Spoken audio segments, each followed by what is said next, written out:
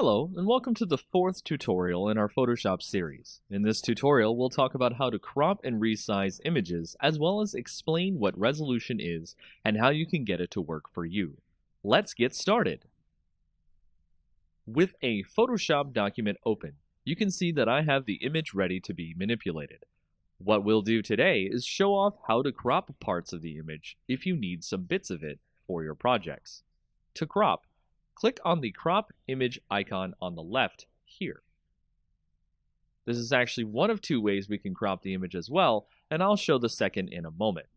After you click it, like before, drag a selection out of what you want to crop the image to.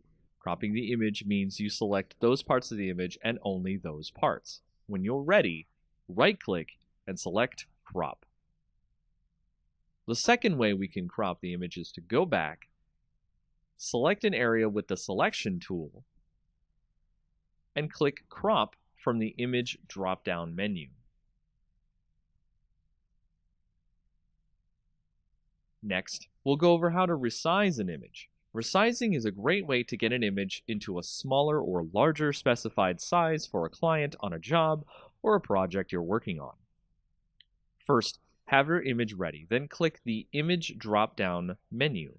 Click Image Size. From there, you can see we have a menu similar to our initial New Document window, where you can change the size of the image. If the little link icon is there, this means that the image will keep its ratio as you change the size. Change the size to whatever you wish, and it will do it for you after you press OK. Need something at 800 width?